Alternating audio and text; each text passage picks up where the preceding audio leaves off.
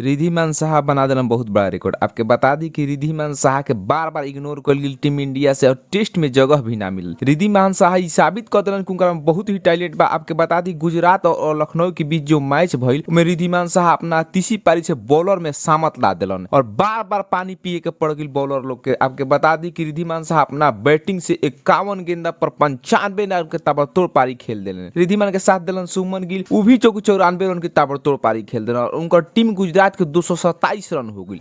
आपके बता दी कि 227 रन के पीछा करे उधर लखनऊ की टीम जो कि धरसाही नजर आई। डिकॉक के अलावा और काइल मेयर्स के अलावा कोई भी बढ़िया बैटिंग ना भइल। 171 रन ही बना सकल लोग 20 ओवर में और गुजरात जो कि 56 रन से ई मैच जीत गई। आपके बता दी कि रिद्धिमान साहा की ई परफॉर्मेंस देखकर बड़े बड़े दिग्गज ए पर ट्वीट और जो कि स्टोरी लगैलन। आपके बता दी कि विराट कोहली से लेकर एबी डिविलियर्स से लेकर सचिन तेंदुलकर भी रिद्धिमान साहा के बहुत ज्यादा तारीफ कैलन। तो रिद्धिमान साहा के वाईटीसी वर्ल्ड कप में जगह बनत रहे कि ना आप कमेंट बॉक्स में राय दी और वीडियो को ज्यादा से शेयर कर दी। आप पहली बार चैनल पर चैनल को सब्सक्राइब कर ली। धन्यवाद।